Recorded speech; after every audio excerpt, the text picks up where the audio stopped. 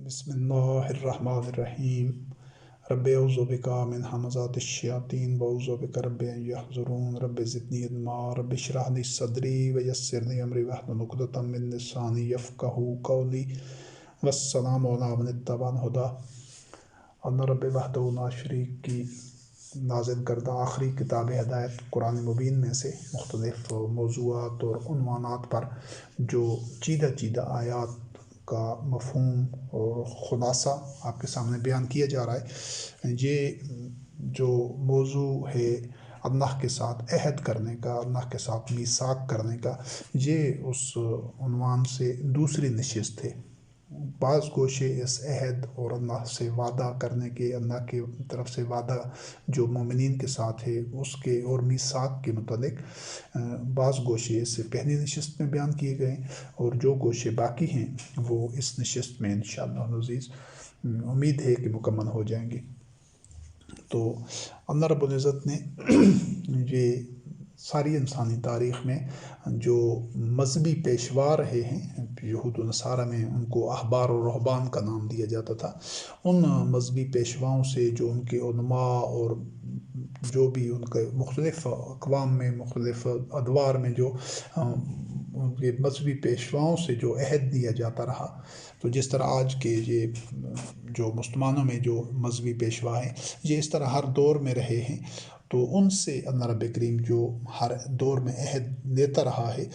उससे मुतल्लिक़ जो आयात हैं सूरत अन-आराफ आयत नंबर 169 में अल्लाह रब्बुल इज़्ज़त ने फरमाया फ़ख़लफ़ मिन बादिहिम ख़ल्फ़ुन वरसुल किताब याख़ुज़ून अरज़न हाज़ल अदना व यक़ूलून सयुग़फ़रु लना व इन यातिहिम अरज़ुन मिस्लुहु याख़ुज़ूहु अलम युख़ज़ अलैहिम मीसाकुल किताब अन्ना यकूनु अलल्लाहि इल्लल हक़ व दरसू मा फ़ीहि।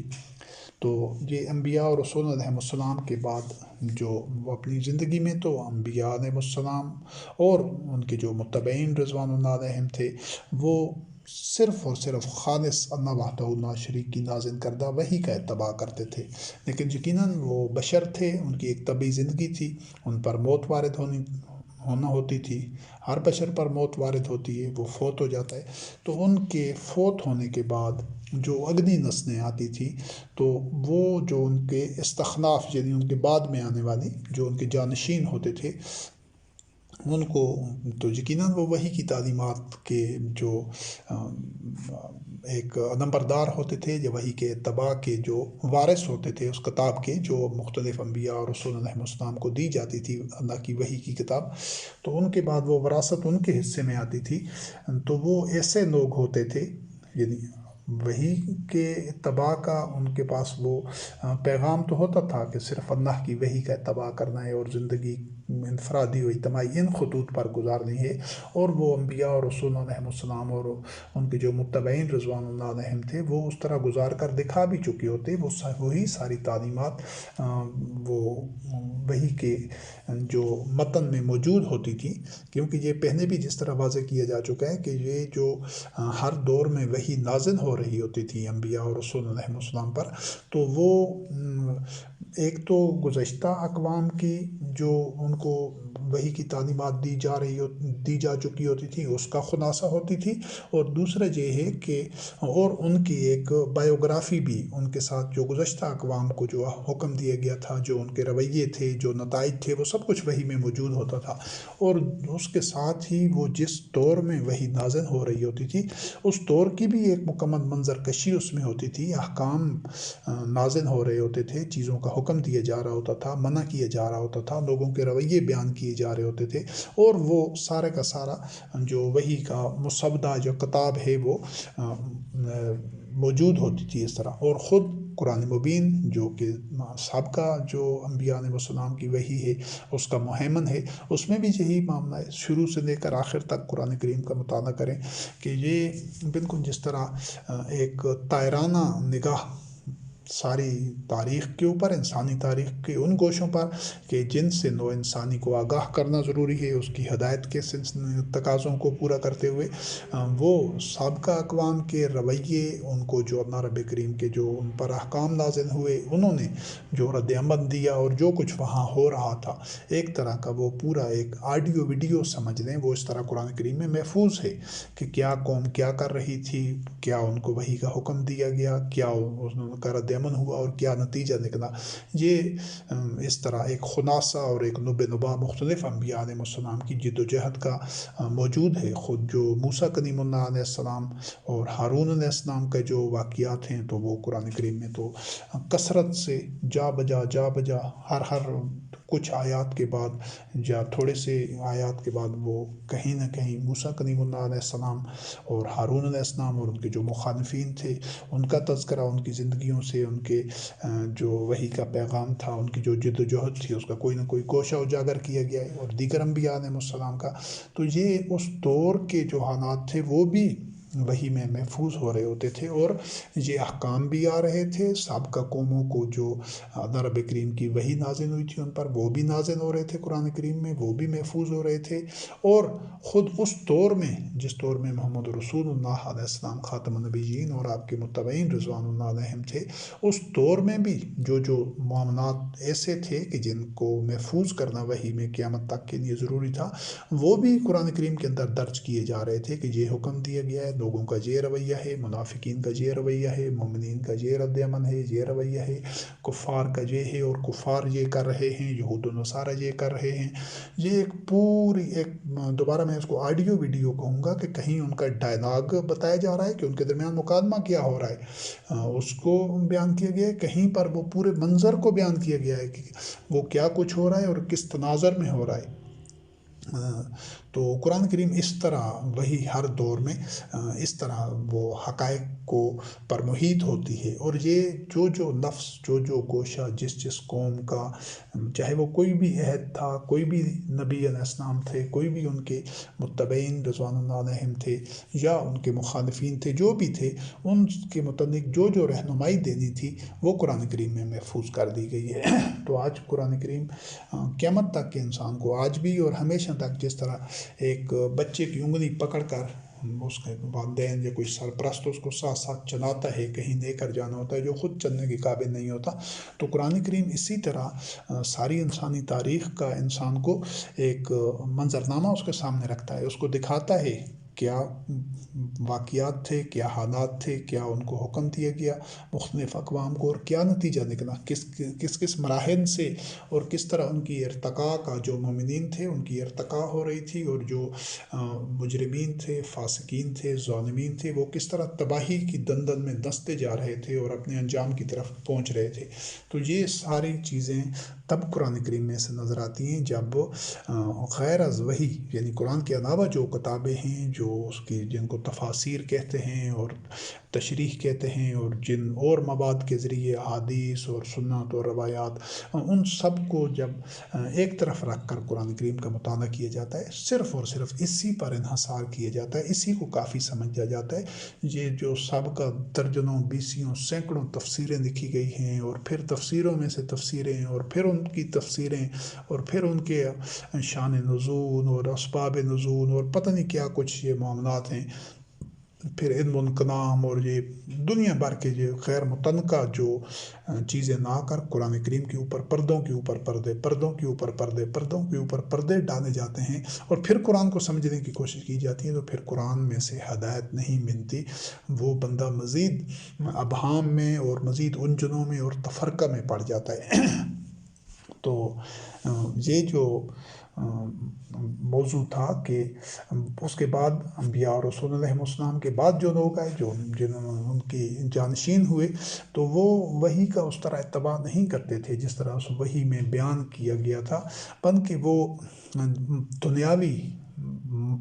فوائد کے پیچھے، مال متاع کے پیچھے اور دنیاوی مفادات کے پیچھے پڑ جاتے تھے۔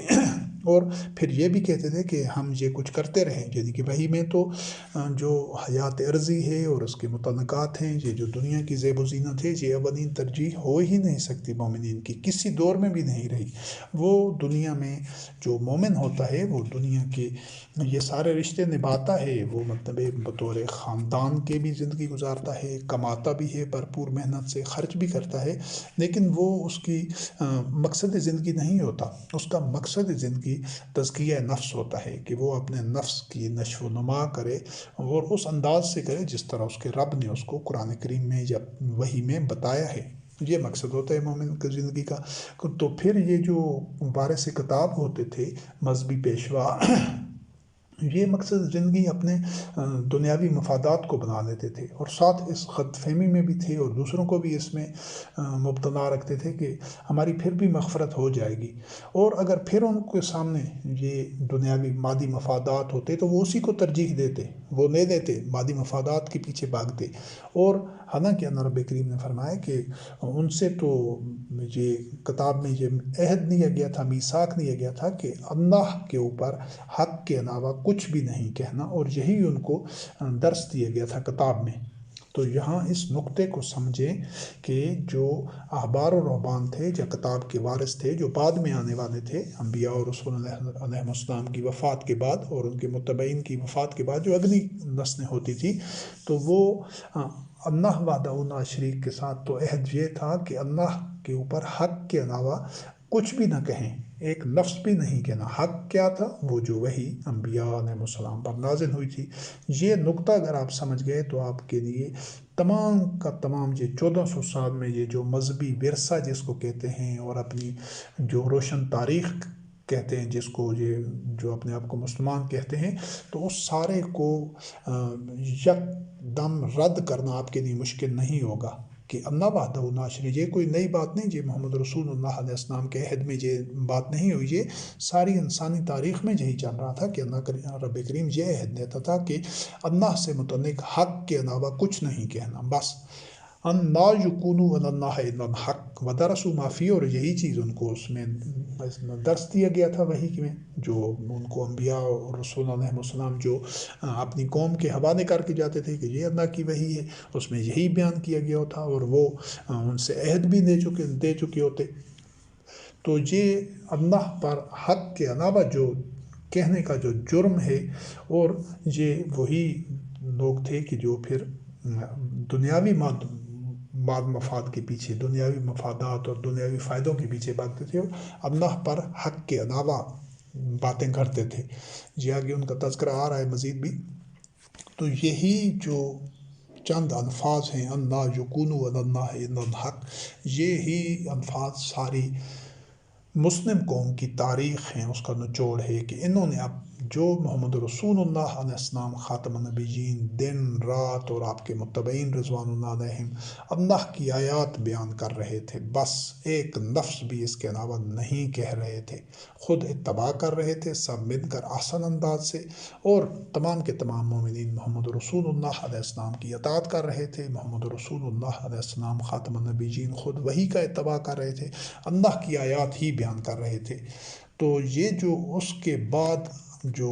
اللہ سے متعلق اور چیزیں بیان کرنے کا، لکھنے کا، پھیلانے کا، پہلے پھیلائی گئی اور پھر بعد میں ان کو کتابی شکل دے دی گئی، اور وہ دن ہے اور آج کا دن ان کتابوں کے لکھنے کے بعد، جن کو پہلے حدیث، احادیث، سنت اور روایت کا نام دیا گیا، ان کے بعد پھر کتابوں پر کتابیں لاکھوں کے حساب سے لائبریریاں بھری ہوئی ہیں۔ یہی جرم ہے اللہ پر، انہوں نے حق کے علاوہ اور باتیں گھڑ لی ہیں اور اللہ سے منسوب کر لی ہیں کہ یہ بھی نیکی ہے، یہ بھی نیکی ہے، یہ بھی دین ہے، یہ بھی اللہ کا حکم ہے، اس کا یہ اجر ہے، اس کا یہ ثواب ہے۔ حالانکہ اللہ رب العزت نے قرآن کریم میں ایک نفس بھی ان کا کہیں ذکر بھی نہیں ہے، لیکن انہوں نے پورا ایک مذہب گھڑ دیا ہے، پورا ایک مذہب،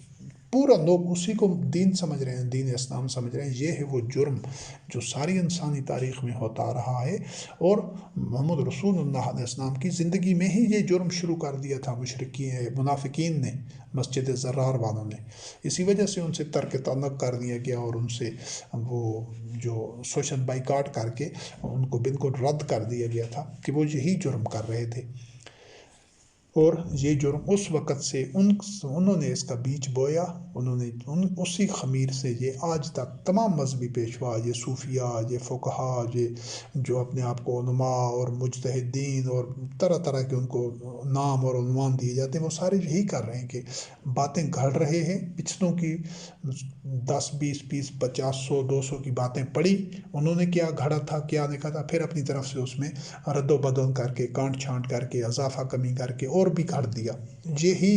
ان کا مذہبی ورثہ ہے، یہی وہ بچھڑے ہیں جو سامری کے بنائے ہوئے بچھڑے ہیں۔ اسی گائے کو ذبح کرنا ضروری ہے، اگر اس کو ذبح نہیں کیا جاتا تو اس وقت تک وہ جو دنوں میں محبت ہے ان بچھڑوں کی، جو کہ صدیوں سے نسل در نسل وہ بچڑا پرستی کی بنی اسرائیل کی طرح خوگر ہو چکے ہیں، تو اب کسی کو بھی کہا جاتا ہے کہ ان احادیث کو، ان کتابوں کو، اس فقہ کو، تصوف کو، شریعت کو اور دیگر تمام جو مذہبی ورثہ ہے سب کو چھوڑ دو، سب سے دستبردار ہو جاؤ، صرف ایک اللہ وحدہ لا شریک کی کتاب ہو قرآن مبین، اور وہ بھی صرف عربی متن میں، اس کے ساتھ کسی تفسیر کی ضرورت نہیں ہے، کسی شرح کی ضرورت نہیں ہے، کسی کے اقوال و افعال کی ضرورت نہیں ہے، چاہے ان کو کوئی بھی نام دیا گیا ہو۔ یہ ہے دین، اس کے لیے آمادہ نہیں ہوتے، اسی گائے کو ذبح نہیں کرنا چاہتے۔ تو یہ کیونکہ یہ نسل در نسل اس جرم کے خوگر ہو چکے ہیں۔ اور سورۃ البقرہ آیت نمبر 2 میں اللہ رب کریم نے فرمایا بنا تلبسوا الحق بالباطل وتکتموا الحق وانتم تعلمون، کہ اللہ پر حق کے علاوہ، یہ جو پچھلی آیت تھی کہ اللہ پر حق کے علاوہ کچھ نہیں کہنا، تو حق تو قرآن کریم ہے، تو حق کے ساتھ پھر باطن کو مت ملائیں، جو آدمیوں کی گھڑی ہوئی باتیں ہیں، آدمیوں کی بیان کی ہوئی باتیں ہیں، عام آدمیوں کی۔ محمد رسول اللہ علیہ السلام خاتم النبیین نے جو اللہ وحدہ لا شریک کی وحی نازل ہوئی تھی آپ کے قلب پر، قلب اطہر پر، اس میں مچھر کے پر جتنی نہ اس میں اضافہ کیا ہے نہ اس میں کمی کی ہے، اسی طرح قرآن کریم کی صورت میں جو ہمارے سامنے ہے ہم دے دیا گیا، وہ قرآن وہی حق ہے بس۔ اس کے علاوہ بعد میں اگر لوگ کہتے ہیں کہ یہ چیز بھی محمد رسول اللہ علیہ السلام نے کہی تھی، یہ کہی تھی، یہ کہی تھی، یہ ایسے کیا تھا، وہ ایسے کیا تھا، وہ صدیوں میں جو لوگ کہتے رہے، سنتے رہے، کیا سچ ہے کیا جھوٹ ہے، یہ حق ہے ہی نہیں، یہ ظن ہے، اور ظن کبھی بھی حق کے مقابلے میں کام نہیں آ سکتا، نہ اس کی ضرورت ہے ظن کی۔ جب حق موجود ہے تو پھر حق کے ساتھ ظن کی تو ضرورت ہی نہیں ہے۔ تو یہ قرآن کریم حق ہے، اور اس کے ساتھ ایک لفظ بھی غیر از قرآن، خارج از قرآن جب منایا جاتا ہے، شامل کیا جاتا ہے، اس پر انحصار کیا جاتا ہے، اس کی طرف رجوع کیا جاتا ہے، وہ ظنی چیز ہے، وہ باطن ہے۔ تو یہ بنی اسرائیل کے جو لوگ تھے یہود و نصارہ کے، وہ بھی یہی تلبیس حق و باطل کر رہے تھے، کہ یعنی حق کے اوپر باطل کا لباس پہنا دینا۔ جس طرح یہ کوئی قبر ہوتی ہے، یہ جو قبر پرست ہیں مزاروں پر، قبروں پر، وہ پہلے تو قبر ہوتی ہے، پھر اس کے اوپر ایک کپڑا ڈال دیتے ہیں، وہ جو اس کا غلاف سا ہوتا ہے، چادر چڑھانا، پھر اس کے اوپر ایک اور چادر، پھر ایک اور چادر، پھر یہ چڑھتی ہی چڑھتی رہتی ہیں، ایسے کہ ڈھیر لگ جاتے ہیں چادروں کے، جو بھی آتا ہے چادر چڑھا دیتا ہے۔ یہی تلبیس حق و باطل ہے۔ وہ جس طرح وہ قبر چادروں کے نیچے چھپتی جاتی ہے، وہ نظر ہی نہیں آتی، وہی چادریں نظر آتی ہیں۔ تو یہ تمام جو دیگر باتیں ہیں، جو آدمیوں کی گھڑی ہوئی اور پھیلائی ہوئی باتیں ہیں، ان کی مثال اس چادروں کی طرح ہے۔ یا یہ اس حوالے سے تو یہ مثال یہاں پر موضوع نہیں ہے، کیونکہ یہاں نیچے بھی قبر مٹی اور پتھر ہوتا ہے۔ تو جو قرآن کریم سے متعلق ہے وہ یہ ہے کہ قرآن مجید ہر دور میں قیامت تک نصف النہار کے سورج کی طرح چمکتا رہے گا، جس طرح دوپہر کا سورج چمک رہا ہوتا ہے۔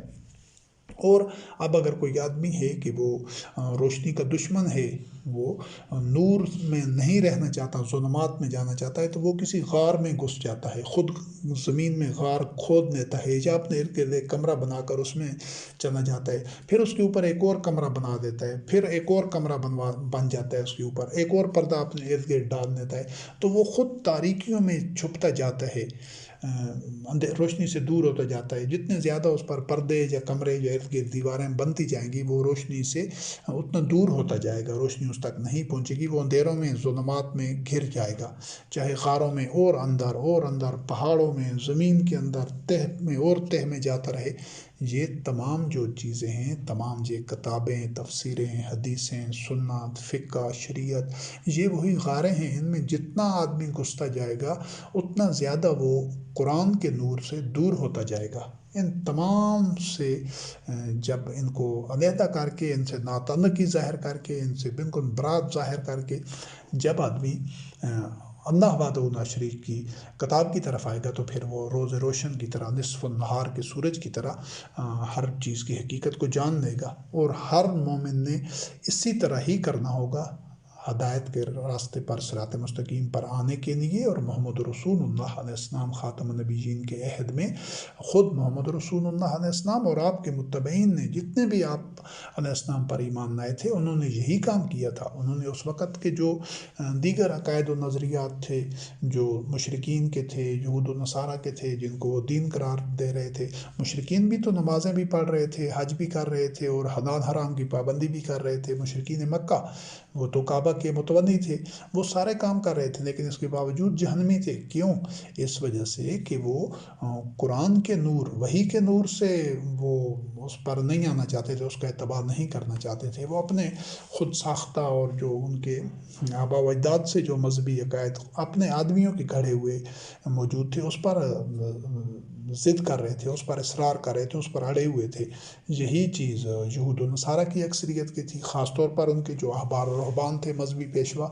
تو ان اندھیروں میں خود کو نہیں لے کر جانا، اور ان اندھیروں سے نکلیں گے جب، تو پھر قرآن کریم آپ دیکھیں گے کہ نصف النہار کے سورج کی طرح اسی طرح چمک رہا ہے۔ اور وہ تمام جو زندگی کے گوشے ہیں، انفرادی و اجتماعی زندگی، ان کو واضح کر رہا ہے کہ کیا تعمیری ہے اور کیا تخریبی ہے، کیا حق ہے، کیا باطن ہے، کیا نور ہے، کیا ظلمات ہے، کیا اصلاح ہے اور کیا فساد ہے۔ اس کے بعد تو یہ تلبیس حق و باطن کا جو جرم یہ بنی اسرائیل کے احبار و رہبان کر رہے تھے، وہی پھر ان سے بڑھ کر زیادہ شدت کے ساتھ یہ مذہبی پیشواؤں نے کیا محمد رسول اللہ علیہ السلام کی وفات کے بعد۔ خاص طور پر شروع تو پہلے ہی ہو چکا تھا، اور یہ سورۃ آل عمران آیت نمبر 77 اور 78 میں اللہ رب کریم نے فرمایا، ان الذین یشترون بعہد اللہ وایمانہم ثمنا قلیلا اولئک لا خلاق لهم فی الآخرۃ ولا یکلمهم اللہ ولا ینظر الیہم یوم القیامۃ ولا یزکیہم ولہم عذاب علیم وان منہم لفریقا یلوون السنتہم بالکتاب لتحسبوہ من الکتاب وما هو من الکتاب ویقولون هو من عند اللہ وما هو من عند اللہ ویقولون علی اللہ الکذب وہم یعلمون۔ تو یہ پھر اسی عہد کو توڑنے کی بات ہے، عہد کو بیچنے کی بات ہے۔ یہ مذہب فروش تھے، خدا فروش تھے، یہ مذہبی پیشوا احبار و رہبان جو تھے، انہوں نے، اللہ رب کریم نے فرمایا کہ جو لوگ اللہ کے عہد کو بیچ دیتے ہیں اور اپنی جو ان کا میثاق ہوتا ہے، جو اللہ کے ساتھ انہوں نے وعدہ کیا ہوتا ہے، اور اپنے معاہدوں کو اور اپنی قسموں کو کہ جو انہوں نے کھائی ہوتی ہیں، تھوڑے سے معاوضے کے بدلے وایمان ثمنا قلیلا، مادی فائدہ حاصل کرنے کے لیے چند ٹکے حاصل کر لیتے ہیں، یا لوگوں سے کوئی اس طرح عطیات اور چندے اور صدقات اور زکوٰۃ اور اس مد میں جو لوگ ان لوگوں سے حاصل کر لیتے ہیں، اپنی ان کی روزی روٹی بنی ہوتی ہے، اس کے بدلے وہ اللہ کے ساتھ کیے گئے عہد کو بیچ دیتے ہیں۔ عہد کیا تھا؟ ان لا یکونوا علی اللہ الا الحق، کہ اللہ سے متعلق حق کے علاوہ ایک لفظ بھی بیان نہیں کرنا۔ آج بھی وہ عہد اسی طرح ہے تمام وارثین کتاب کے ساتھ، تمام مومنین کے ساتھ، کہ دین کے متعلق قرآن کریم کی آیات کے علاوہ ایک لفظ بھی بیان نہیں کرنا، کہ فلاں نے یہ کہا، فلاں نے یہ لکھا، فلاں نے یہ سنا۔ نہیں، کسی کہنے والے کی بات نہیں سننی، کسی بتانے والے کی بات نہیں سننی، کس نے کیا کیا نہیں سننا، نہ اس کی ضرورت ہے۔ یہ ہے، یہ اللہ کی آیات ہیں، اللہ کی آیات بیان کریں کہ یہ، اور ہر بات کا یہ آیت نمبر، صورت نمبر، کہ یہ آیت ہے، یہ صورت ہے، یہ اللہ کی آیت ہے، یہ حق ہے۔ اس طریقے پر جو زندگی کے ہر گوشے میں وہ رہنمائی قرآن کریم سے حاصل کرے گا، صرف وہی اس عہد کو پورا کرنے والے ہوں گے۔ تو یہ کیا کرتے تھے کہ، اور جو ایسا کام کریں گے ان کا آخرت میں کوئی حصہ نہیں، بے شک وہ نمازیں، روزے، عبادات اور جو ان کے شعائر، مذہبی شعائر ہیں، جو کچھ کچھ بھی ہے وہ اس پر کاربند رہیں، لیکن آخرت میں اس کا کوئی حصہ نہیں، اور اللہ رب کریم ان سے کلام تک کرنا پسند نہیں کرے گا، وَلَا يُكَلِّمُهُمُ اللَّهُ، اور نہ ان پر نگاہ ڈالنا پسند کرے گا قیامت کے دن، ان کا تزکیہ نہیں ہو سکے گا، ان کی نشو و نما نہیں ہو سکتی، ان کے لیے عذاب ہی عذاب ہے۔ اور یہ ان کے جو مذہبی پیشوا تھے ان میں ایک ایسا گروہ تھا کہ جو بات کو اس طرح دین کے حوالے سے باتوں کو اس طرح توڑ موڑ کر اور مروڑ کر اور بات کو گھما پھرا کر اس طرح بیان کرتا تھا کہ لوگوں کو یہ محسوس ہو کہ یہ تو کتاب کی بات ہے، یعنی وحی کی بات ہے، یہ تو اللہ کی طرف سے ہے، حالانکہ وما ہوا من الکتاب، وہ کتاب کی بات نہیں ہوتی تھی، یعنی وہ دین کی اللہ کی بات نہیں ہوتی تھی، وحی کی بات نہیں ہوتی تھی، لیکن لوگوں کو تاثر ایسا ملتا تھا، وہ ان کی فریب کاریاں تھیں، طرح طرح کی یہ بھی کرتے ہیں سارے مذہبی پیشوا یہ جو مسلمان قوم کے ہیں، صوفی پیر اور یہ فقہا اور دوسرے تیسرے جو ہیں، یہ بھی یہی بات کرتے ہیں کہ بات کو گھما پھیرا کر کے کہیں اس کو محمد رسول اللہ علیہ السلام سے منسوب کر دیں گے، کہیں کوئی آپ کے متبعین رضوان اللہ علیہ سے منسوب کر دیں گے، کہیں اس کو حدیث قدسی کا نام دے دیں گے، کوئی نہ کوئی ایسے گھما پھرا کر ایسی بات ہوگی جو اللہ کی طرف سے نہیں ہوگی، لیکن سننے والا محسوس کرے گا کہ یہ اللہ کا حکم ہے، یہ دین ہے۔ اور ویسے تو انہوں نے بڑی ڈٹائی کے ساتھ یہ لاکھوں کی تعداد میں کتابیں لکھتی ہیں کہ یہ دین ہے، یہ نیکی ہے، یہ محمد رسول اللہ علیہ السلام کی، کہیں اس کو سنت کا نام دیا ہے، کہیں اسوہ حسنہ کا، کہیں اس کو تبع تابعین کا نام دیا، یعنی گھما پھرا کر انہوں نے سینکڑوں ہزاروں لاکھوں جھوٹی باتیں، گھڑی ہوئی باتیں، باطن باتیں لوگوں تک پھیلائی ہیں، لوگ ان کو مذہب اور دین سمجھ رہا ہے، اور اس طرح کھول بول بات کر کے، غیر واضح اور مبہم بات کر کے اس میں ہیر پھیر کر کے، تو لیکن وہ باتیں، اور یہ وہی بات ہے کہ پہلے دفعہ یہ انہوں نے کیا، یہ ساری انسانی تاریخ میں ہوتا رہا ہے کہ لوگوں کو محسوس ہوتا ہے کہ یہ کتاب میں سے یہ دین کی یہ بات ہے، اللہ کی یہ بات ہے، اور لوگوں سے کہہ دیتے کہ یہ اللہ کی طرف سے، وما ہوا من عند اللہ، نہ کہ وہ اللہ کی طرف سے نہیں ہوتی تھی، اور یہ اللہ پر جھوٹ کرتے تھے اور ان کو پتہ ہوتا تھا۔ ان سب کو بھی پتہ ہے، مذہبی پیشواؤں کو جتنے بھی ہیں، صدیوں سے یہ جو اپنے آپ کو مسلمان کہتے ہیں، تمام یہ صوفیوں کو، پیروں کو، فقہا کو اور محدثین کو، مجتہدین کو، جو بھی ہیں ان کے علماء جن کو کہتے ہیں، ان کو پتہ ہے کہ یہ اللہ کی طرف سے نہیں ہے، اللہ وحدہ لا شریک کی طرف سے صرف اور صرف قرآن کریم ہے، ایک لفظ بھی قرآن کریم کے علاوہ اللہ کی طرف سے نہیں ہے۔ ان کو بھی اس طرح پتہ ہے، وہم یعلمون، وہ جانتے تھے، وَيَقُولُونَ عَلَى اللَّهِ الْكَذِبَ، اللہ پر جھوٹ کرتے تھے، جھوٹ باندھتے تھے، اپنی طرف سے گھڑ دیتے تھے، اور جانتے بوجھتے ہوئے یہ بھی یہی کرتے آ رہے ہیں۔ لیکن ہر جو نئی نسل ہوتی ہے وہ اس وجہ سے ہی گمراہ رہتی ہے کہ وہ تو کہتے ہیں یہ تو ہمیشہ سے ہمارے باپ دادا سے ایسا ہوتا ہے آ رہا ہے، ہم بھی اسی کو وہ تسلسل جاری رکھتے ہیں۔ تو بہرحال یہ ان کے احبار و رہبان سے متعلق تھا۔ اور یہ جو اللہ وحدہ لا شریک سے عہد و میثاق کی عملی صورت کیا ہوتی ہے، اب یہ تو ایک اصولی موقف تھا کہ یہ عہد اللہ رب کریم عہد میثاق لیتا رہا ہے ہر دور میں تمام، اور یہ کوئی نئی بات نہیں، تو اس کی عملی صورت کیا ہوتی ہے، اور پھر وہ کس طرح محمد رسول اللہ علیہ السلام خاتم النبیین کے عہد میں جو مومنین تھے انہوں نے کس طرح اللہ سے عہد اور میثاق کیا، تو عملی صورت اس کی ہوتی ہے بیعت کی صورت میں، اللہ سے جو عہد و میثاق ہر قوم کرتی ہے، جو اللہ کی وحی کا اتباع کرتی ہے، جو ایمان لاتی ہے اللہ وحدہ لا شریک کی وحی کے مطابق، تو اس کی عملی صورت بیعت کی صورت میں ہوتی ہے۔ سورۃ الفتح آیت نمبر 10 میں اللہ رب کریم فرمائے ان الذین یبایعونک انما یبایعون اللہ ید اللہ فوق ایدیہم فمن نکث فانما ینکث علی نفسہ ومن اوفی بما عہد علیہ اللہ فسیؤتیہ اجرا عظیما۔ یہاں پر بیعت اور عہد دونوں ایک ہی آیت میں دونوں الفاظ ہیں کہ جو لوگ تمہاری بیعت کر رہے ہیں وہ اللہ کی بیعت کر رہے ہیں، یعنی بظاہر تو وہ محمد رسول اللہ علیہ السلام خاتم النبیین کے ہاتھ پر عہد کر رہے تھے، ہاتھ رکھ کے اپنی جانیں اور مال اللہ کو بیچنے کا، لیکن وہ ہاتھ تو محمد رسول اللہ علیہ السلام کا تھا، لیکن چونکہ وہ اطاعت یا اتباع ذاتی طور پر محمد رسول اللہ علیہ السلام کی حیثیت سے نہیں تھے، وہ اللہ کی وحی کا اتباع کر رہے تھے، خود محمد رسول اللہ علیہ السلام، تو اسی وجہ سے اللہ رب کریم نے اس بیعت کو انما یبایعون اللہ، وہ تو اللہ کی بیعت کر رہے تھے، ید اللہ فوق ایدیہم، ان کے ہاتھ پر اللہ کا ہاتھ تھا۔ اب محمد رسول اللہ علیہ السلام خاتم النبیین کے ہاتھ کو اللہ رب العزت نے اپنا ہاتھ قرار دیا ہے، تو پھر جو کوئی اگر اس بیعت کو توڑتا تو اس کا وبال اور اس کی سزا اس کو ہی ملنی تھی، اور جو اس عہد کو ومن اوفا، جو پورا کرتا ہے اس عہد کو جو اللہ کے ساتھ اس نے کی ہے، بما عہد علیہ اللہ فسیؤتیہ اجرا عظیما، تو اللہ اس کو اجر عظیم دیتا ہے۔ یعنی بظاہر وہ محمد رسول اللہ علیہ السلام کے ساتھ وہ عہد کیا جا رہا تھا، بیعت کی جا رہی تھی، لیکن حقیقت میں وہ اللہ کے ساتھ تھی۔ تو اس کی عملی شکل یہ ہوتی ہے بیعت کر کے۔ جو آدمی بیعت نہیں کرتا، اب انبیاء اور رسول علیہ السلام کے دور میں وہ نبی یا رسول علیہ السلام کے ہاتھ پر بیعت کرتا تھا، لیکن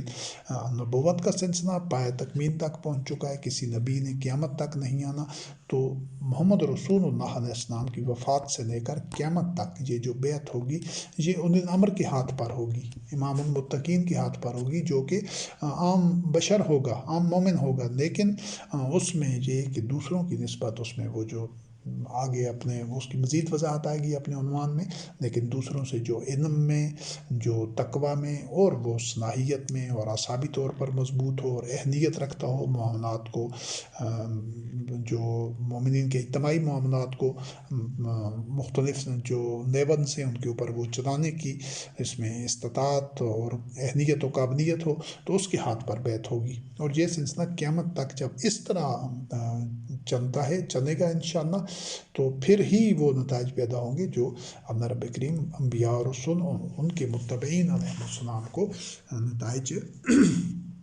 پیدا کر کے دیتا رہا ہے۔ اور یہ جو اس طرح تو یہ جو بیعت تھی، یہ محمد رسول اللہ علیہ السلام کی زندگی میں مومنین نے کی ہوئی تھی، تو یہ مشرکین کے لیے بھی یا اس وقت جو اور اس بیعت کا جس طرح پہلے ذکر ہو چکا ہے پہلی نشست میں اور اس سے پہلے کی آیات میں، یہ جو عہد تھا، یہ میثاق تھا، یہ بیعت تھی، اس کا اچھی طرح پتہ تھا، مشرکین کو بھی پتہ تھا اور یہود و نصارہ کو بھی پتہ تھا کہ اس طرح ساری انسانی تاریخ میں ہوتا رہا ہے۔ اب مشرکین کو ایک موقع بھی دیا جا رہا تھا، قرآن کریم جب نازل ہو رہا تھا اور ایک از سر نو وحی کی تجدید ہو رہی تھی اور ایک نیا سٹرکچر بن رہا تھا، اسی بنیادوں پر جس طرح ماضی میں انبیاء اور رسول علیہ السلام جو سٹرکچر، ڈھانچہ یا میکانزم بناتے تھے بیعت کا، اور سماجی ایک مشینری بناتے تھے ایک جو تمام معاملات کو وحی کے مطابق چلانے کے لیے، تو اسی کے لیے یہ ایک نیا موقع تھا۔ سورۃ الانعام آیت نمبر 152 میں اللہ رب کریم نے فرمایا بَبِعَہْدِ اللہِ أَوْفُوا ذَلِكُمْ وَصَّاكُمْ بِهِ لَعَلَّكُمْ تَذَكَّرُونَ، کہ تم اللہ کے ساتھ کیے گئے عہد کو پورا کرو، اور اسی چیز کی اللہ رب کریم نے تمہیں وصیت کی ہے تاکہ تم اس سے یاد دہانی اور حاصل کرو، نصیحت حاصل کرو۔ تو یہ یعنی جس سے پہلے جس طرح وہ اللہ کے ساتھ عہد کیا کرتے تھے، تو یہ جو عہد محمد رسول اللہ علیہ السلام کی زندگی میں اللہ کے ساتھ اس کی تجدید ہو رہی ہے، تو تم بھی اس کے ساتھ شامل ہو جاؤ، اس عہد کو پورا کرو اور وحی کے اتباع کے راستے پر آ جاؤ۔ یہ اس دور کے مشرکین، یہود و نصارہ، سب کے لیے یہ ایک تجدید عہد کا موقع بھی تھا، جو محمد رسول اللہ علیہ السلام خاتم النبیین نے اقامت دین کا جو سٹرکچر قائم کیا تھا ایک اسٹیٹ کے طور پر، اور اس کی جو اللہ وحدہ لا شریک کی نصرت و تائید ہے، وہ اسی عہد کو پورا کرنے سے مشروط ہوتی ہے۔ یعنی جو قومیں، جو معاشرے، جو لوگ جس عہد میں، جس جگہ، جس دور میں اللہ کے ساتھ وہ کیا گیا عہد اس کو ایفا کرتے ہیں، تو انہی کو اللہ وحدہ لا شریک کی نصرت و تائید حاصل ہوتی ہے، انہی کی شامل حال ہوتی ہے۔ یہ آپ خود دیکھ لیں کہ صدیوں سے اس عہد کو توڑا گیا ہے، تو اس کا نتیجہ یہ نکلا ہے کہ دنیا بھر کی ذلتیں، دنیا بھر کا جو زوال ہے، اختلافات، تفرقہ، انتشار، بدحالی، اور نہ دین کے ہیں اور نہ دنیا کے ہیں، یہ جو مسلمان اپنے آپ کو کہتے ہیں، وہ صرف اس وجہ سے کہ انہوں نے اس عہد کو توڑ رکھا ہے صدیوں سے۔ اسی وجہ سے اللہ رب کریم کی نصرت و تائید ان کے شامل حال نہیں ہے۔ اگر ان کے شامل حال اللہ وحدہ لا شریک کی نصرت و تائید ہوتی،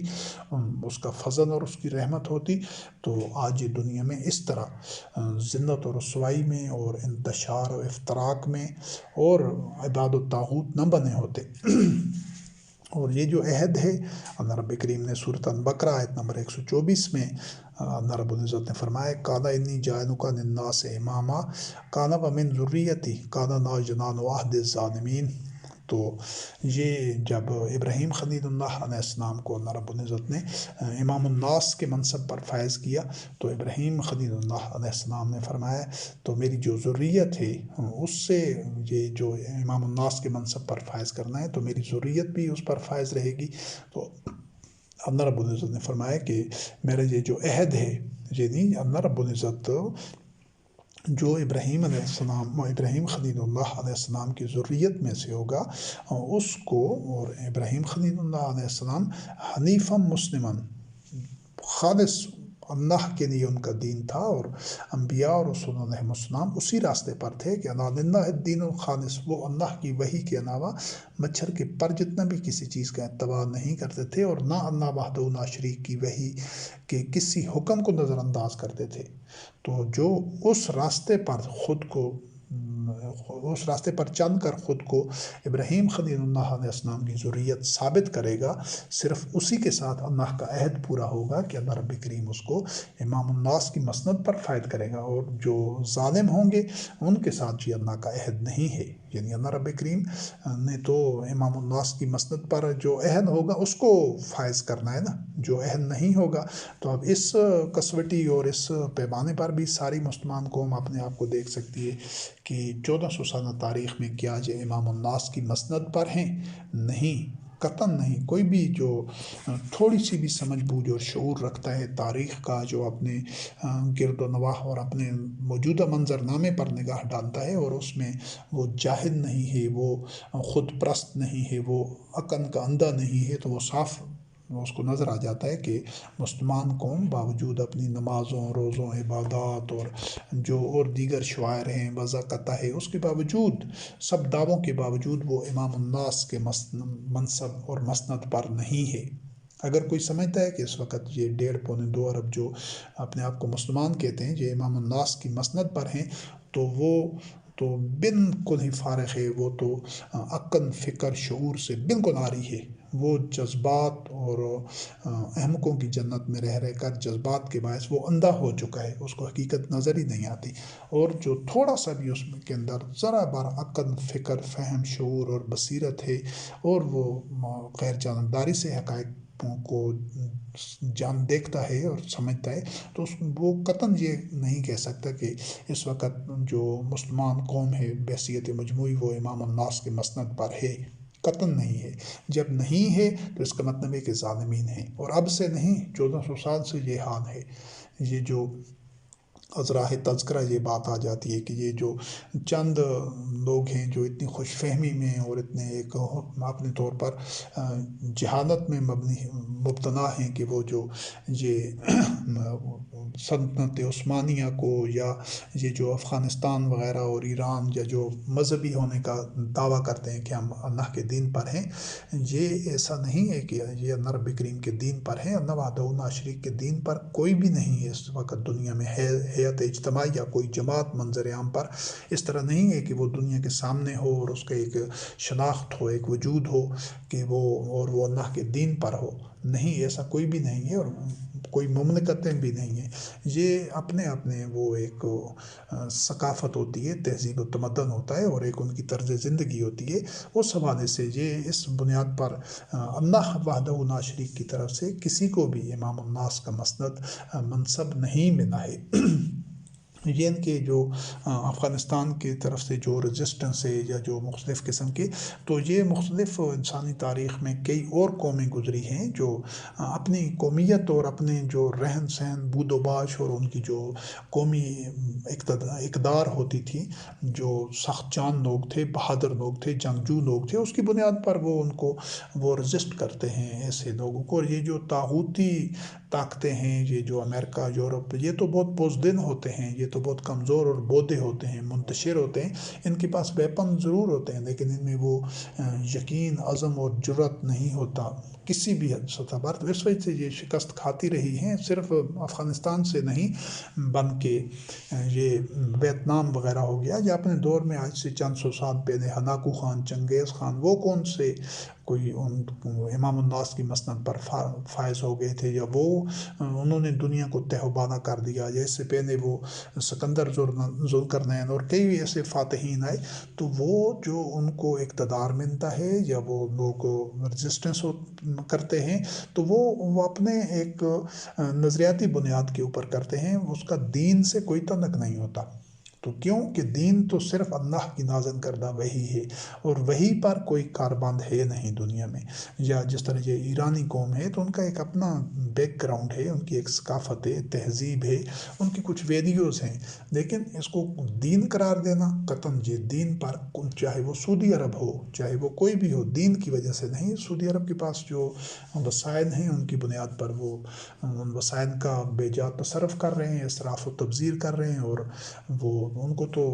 دین سے کیا، وہ تو مشرکین ہیں سارے کے سارے۔ یعنی اس وقت تو پوری دنیا میں جتنے بھی مسلمان ہیں 1.5-2 ارب، بحیثیت مجموعی وہ منافقین اور مشرکین ہیں۔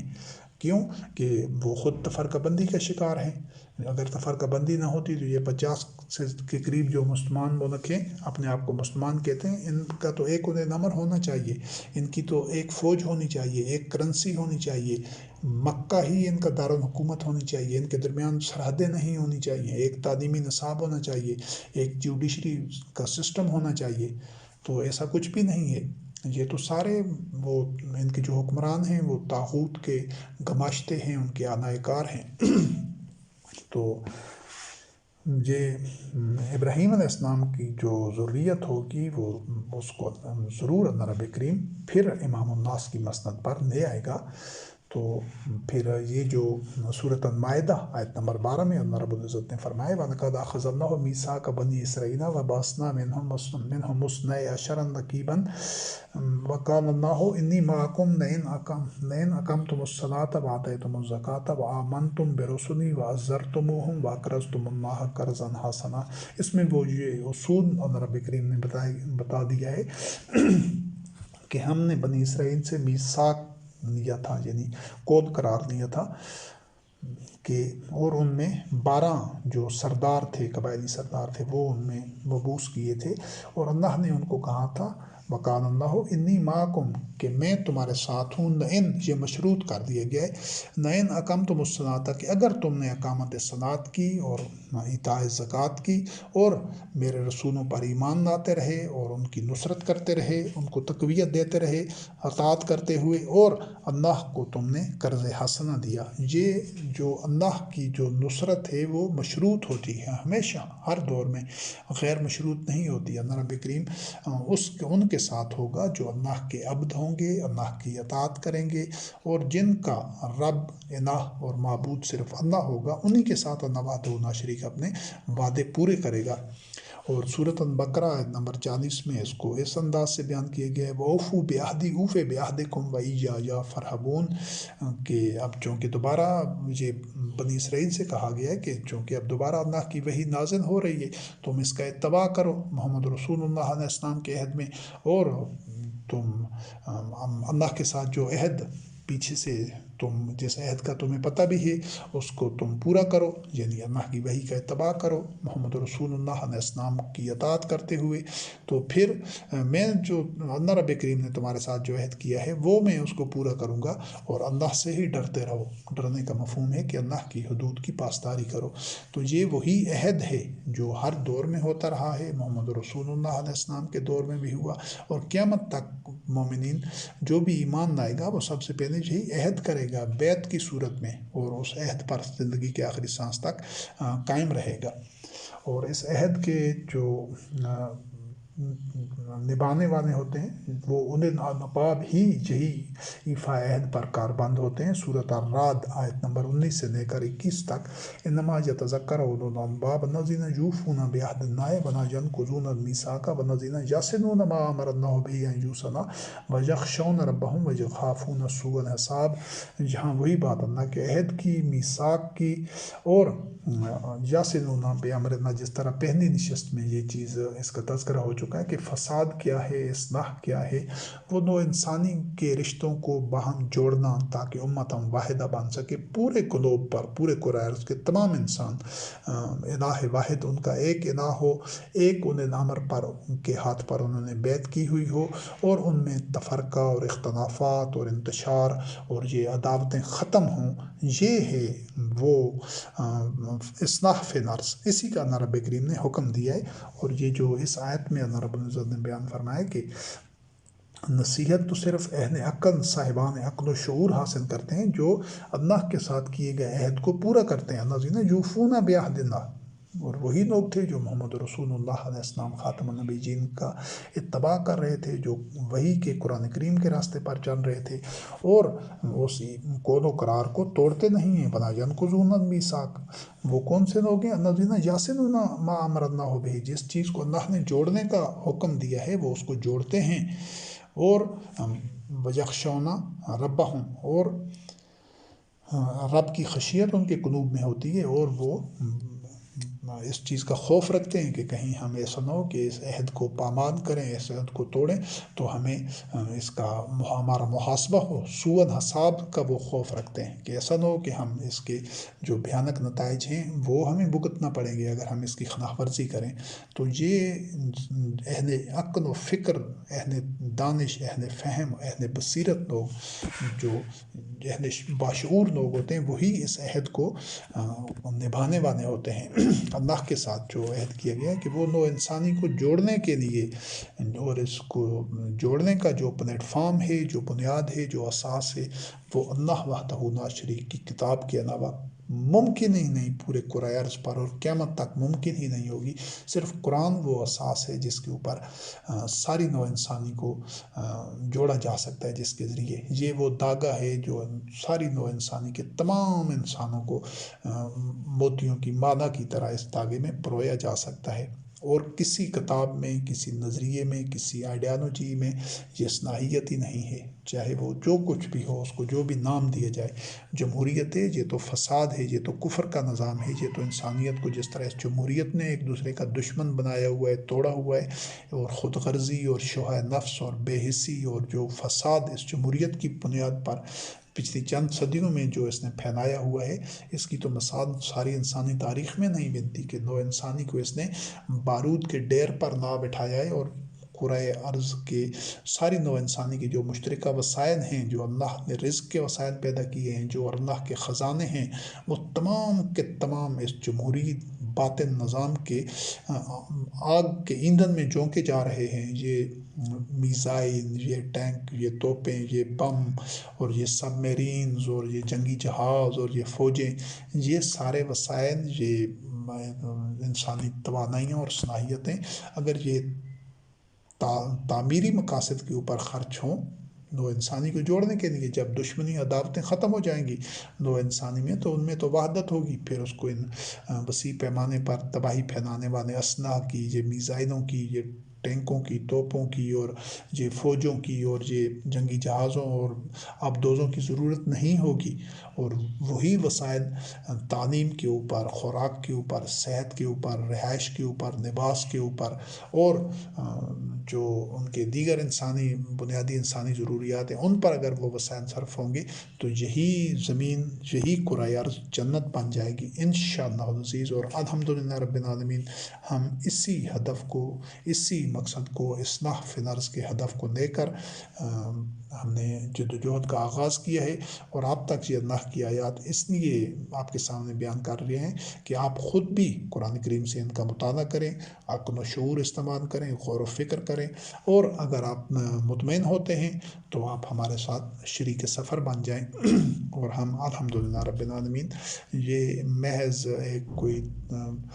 وعظ و نصیحت کی، پند و نصاحی کی یہ نشستیں نہیں ہیں، یہ ایک دعوت ہے، لیکن اس دعوت کو،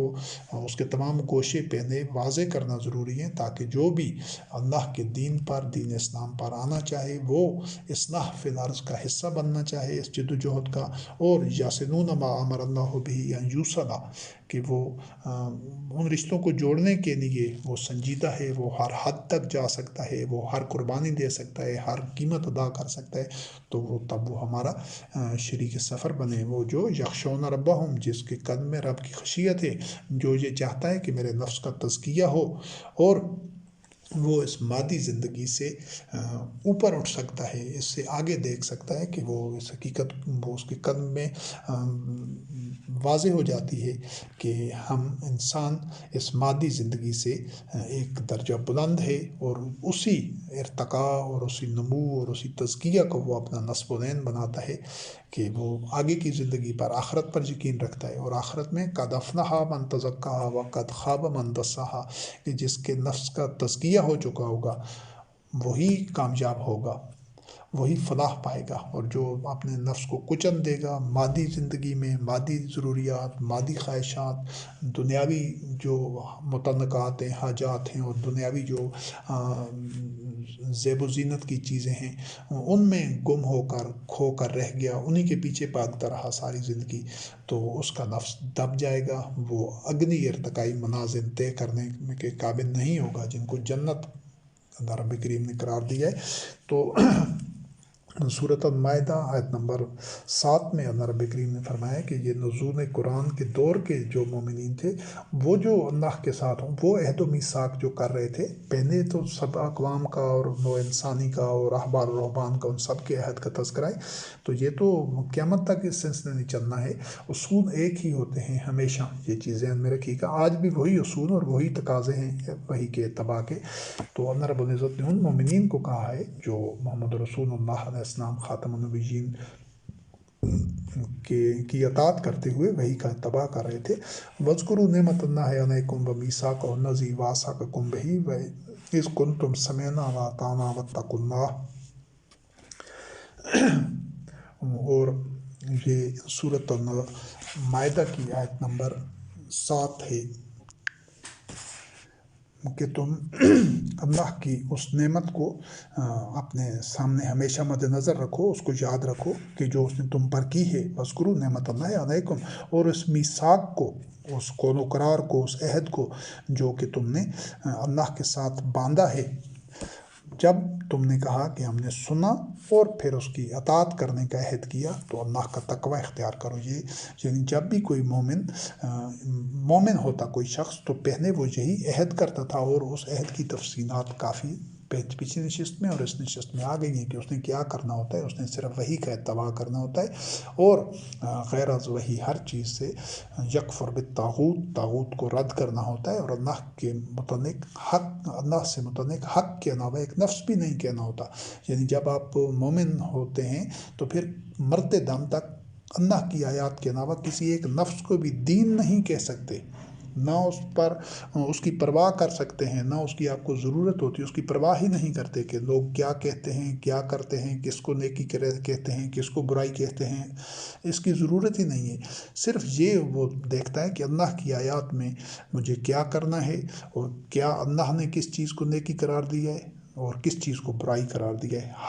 ہر بات، ہر امن، ہر کون و فعل میں اس کا صرف اللہ کی آیات کو اس نے حوالہ بنانا ہوتا ہے اور ان کو بنیاد بنانا ہوتا ہے۔ اور یہ جو اللہ وحدہ شریک کے ساتھ عہد کرنے کے بعد اس عہد کو توڑنا ہے، یہ ناقابل معافی جرم ہے۔ اس چیز کو اس لیے عہد کرنے سے پہلے اچھی طرح سوچیں، ساری ڈائمنشن، سارے گوشے، سارے پہلو وہی کے دیکھیں۔ یہ مکمل جو مختلف موضوعات اور عنوانات پر جو یہ آڈیوز ہیں، ان میں اللہ کی آیات ہیں، آپ خود ان کا مطالعہ کریں قرآن کریم سے، اور پھر غور و فکر کریں، پھر اس کے بعد عہد کریں اللہ وحدہ شریک سے، تو پھر اس کو توڑنا نہیں ہوتا، کیونکہ یہ سورۃ توبہ آیت نمبر 77 میں اللہ رب کریم نے فرمایا فَعَاقَبَهُمْ نِفَاقًا فِي قُلُوبِهِمْ إِلَىٰ يَوْمِ يَلْقَوْنَهُ بِمَا أَخْلَفُوا اللَّهَ مَا وَعَدُوهُ وَبِمَا كَانُوا يَكْذِبُونَ۔ یہ منافق کیوں ہوئے تھے کہ انہوں نے اللہ وحدہ شریک کے ساتھ کیا گیا عہد توڑ دیا تھا، فَبِمَا نَقْضِهِمْ مِيثَاقَهُمْ، ان کے عہد کو قرار اور میثاق توڑنے کی بنیاد پر، لَعَنَّاهُمْ، یہ دوسری آیت ہے، فَعَاقَبَهُمْ نِفَاقًا، اللہ نے فی قلوبہم، ان کے قلوب میں نفاق ڈال دیا، منافقت پیدا کر دی قیامت تک۔ کیوں؟ جو میں جد کون ہوں کہ جس دن انہیں اللہ کے سامنے پیش ہونا ہے، بما اخنف اللہ ما وعدو، کہ جو انہوں نے وعدہ کیا تھا اللہ سے اس کے خلاف عمل کیا، اور وہ جو تکذیب کرتے تھے یہ منافقین ہی تھے جو زبان سے تو کہتے تھے کہ ہم اللہ پر ایمان لائے ہیں، اور بظاہر وہ دینی شعائر پر بھی کاربان تھے، لیکن وہ اللہ کی وحی قرآن کریم کا اتباع نہیں کر رہے تھے، بلکہ ان کے قلوب میں وہ طہارت ہی نہیں تھی۔ وہ غیر از قرآن، غیر از وحی جو مواد تھا، جو کچھ ان کے یہود و نصارہ مشرکین کی جو عقائد اور جو اعمال عبادات اور جو ان کے سارے مذہبی معاملات تھے، وہ ان کے قلوب میں تھے۔ تو یہ اللہ سے عہد توڑنے کا یہ سزا ہوتی ہے کہ نفاق دل میں آ جاتا ہے۔ اور سورت احزاب آیت نمبر 15 میں اللہ رب کریم نے فرمایا وَلَقَدْ كَانُوا عَهْدُ اللَّهِ مِنْ قَبْلُ لَا يُوَلُّونَ الْأَدْبَارَ وَكَانَ عَهْدُ اللَّهِ مَسْئُولًا، کہ انہوں نے پہلے،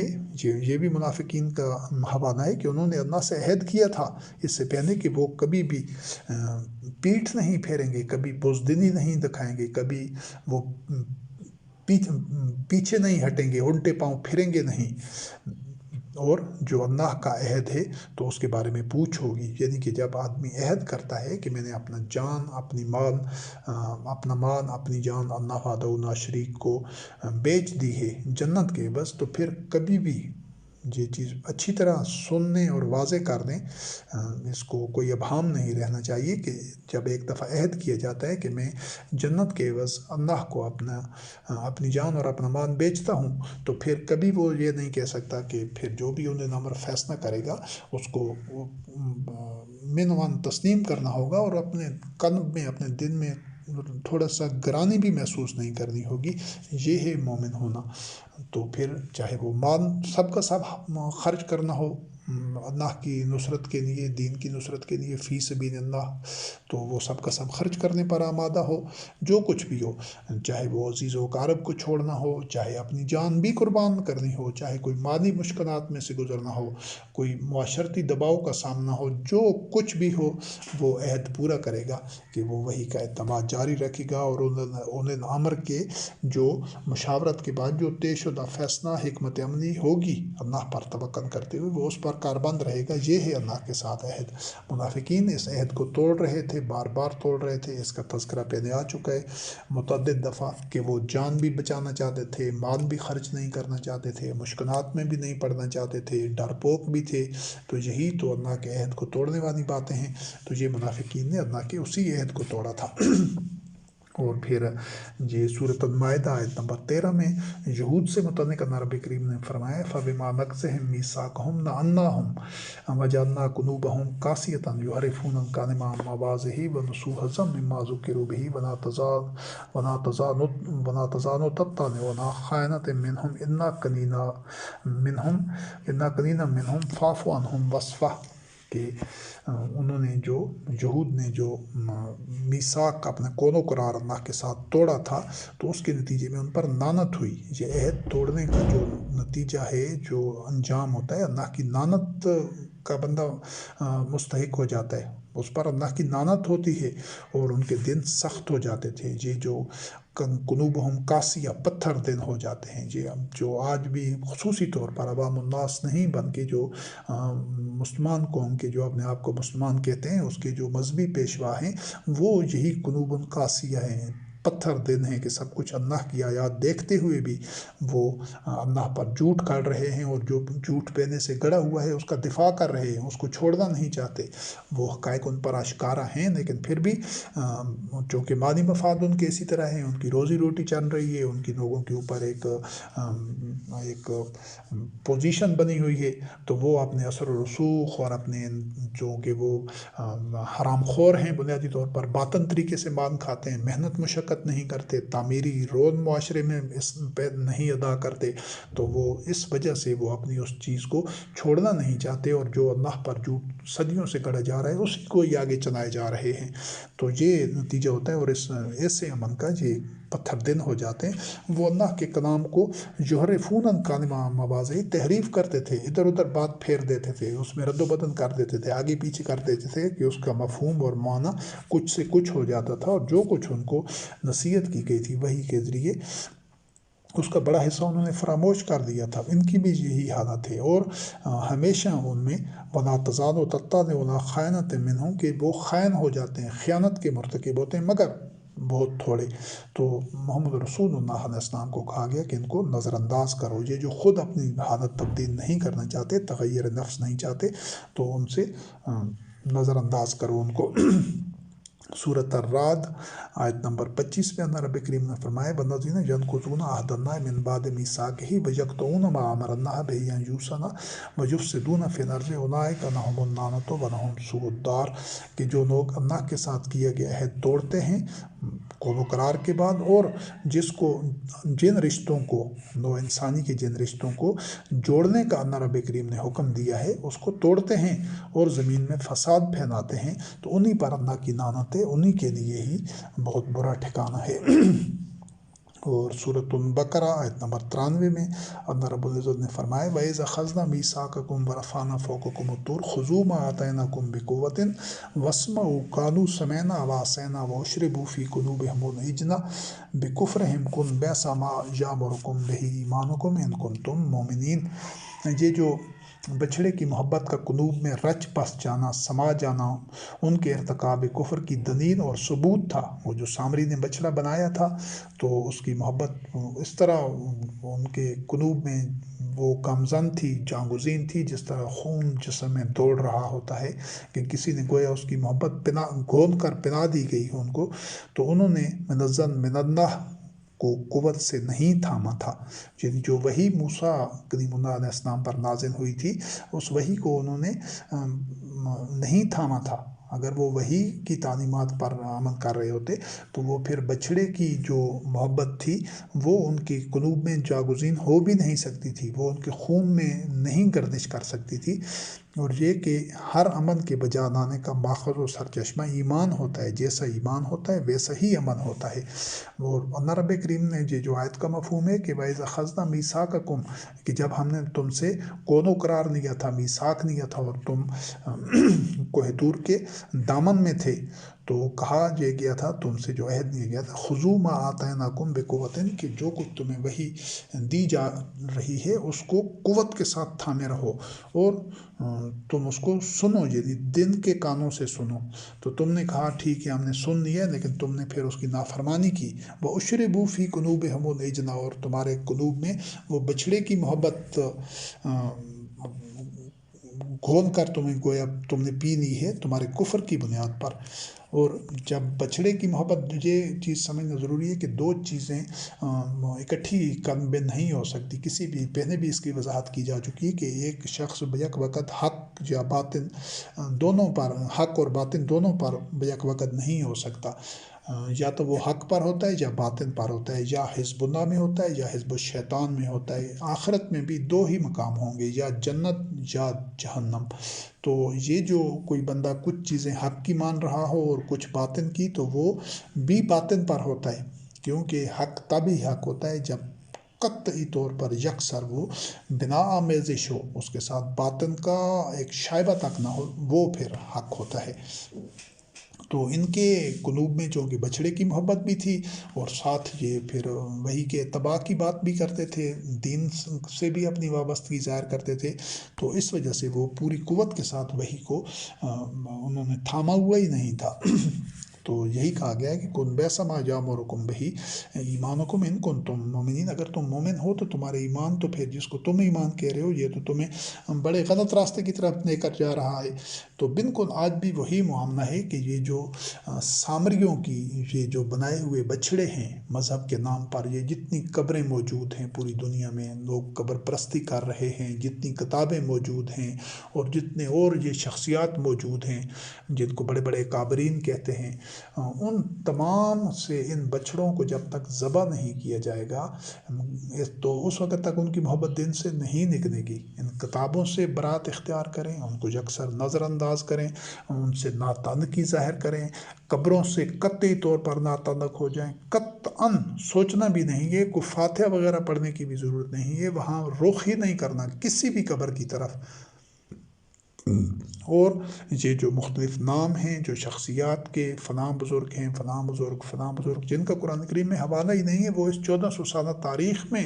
کے کردار ہیں، وہ تاریخی کردار ہیں، ان کے بارے میں اللہ وحدہ لا شریک بہتر جانتا ہے۔ قرآن میں اللہ نے ان کے لیے کوئی دلیل نازل نہیں کی، کیونکہ قرآن تو محمد رسول اللہ علیہ السلام کی زندگی میں مکمل ہو گیا تھا۔ قرآن سے باہر ایک لفظ دین نہیں ہے، تو جس کا قرآن میں ذکر نہیں ہے، جس کا نام لے کر نہیں بتایا گیا، تو اس کے جھنڈے اٹھانے کی، اس کا تذکرہ کرنے کی، اس کے حالات، واقعات، قول، فعل جو کچھ بھی ہے اس کی ضرورت ہی نہیں ہے، اس کا دین سے کچھ تعلق ہی نہیں ہے۔ وہ ان کا معاملہ اور اللہ وحدہ لا شریک کا معاملہ، یہی دین کی تعلیمات ہیں، اور یہی چیز موسیٰ کلیم اللہ علیہ السلام نے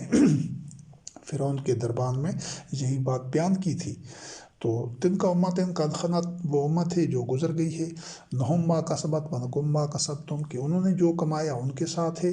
جو تم نے کمایا وہ تمہارے ساتھ ہے۔ لا تسألون عما کانوا یعملون، کہ وہ جو کچھ عمل کرتے تھے وہ تم سے نہیں پوچھا جائے گا۔ اور یہ اصولی جو موقف ہے ہر مومن کا ہونا چاہیے گزشتہ کام کے بارے میں، اور جو موسیٰ کلیم اللہ علیہ السلام نے فرعون کے دربار میں جو جواب دیا تھا، اس نے بھی یہی پوچھا تھا کہ یہ گزشتگان کے بارے میں، بہنے والے لوگوں کے بارے میں وحی کی کیا تعلیمات ہیں اور کیا موقف ہے تمہارا۔ تو موسیٰ کلیم اللہ علیہ السلام بھی یہی جواب دیا تھا کہ میرا رب نہ تو بھولتا ہے نہ بھٹکتا ہے، ان کا جو معاملہ ہے وہ کتاب میں، اللہ وحدہ لا شریک کی کتاب میں درج ہے، ہر ایک کے اعمال درج ہیں، ان کے مطابق ان کے ساتھ معاملہ ہوگا۔ ہمیں تو کچھ علم نہیں ہے کہ اس 1400 سال میں کس نے کیا کیا، یہ تاریخ ہے، تاریخ ہمیشہ بھی کوئی سند نہیں ہوتی، کوئی حجت نہیں ہوتی کسی چیز پر، اور وہ اختلافی چیز ہوتی ہے۔ ہر بندہ اپنے نقطہ نظر سے، اپنے علم سے، اپنی سمجھ سے، اپنے فہم سے تاریخ کے ایک ہی حقیقت کو مختلف پیرائے میں بیان کر رہا ہوتا ہے، پر تاریخ دین نہیں ہے۔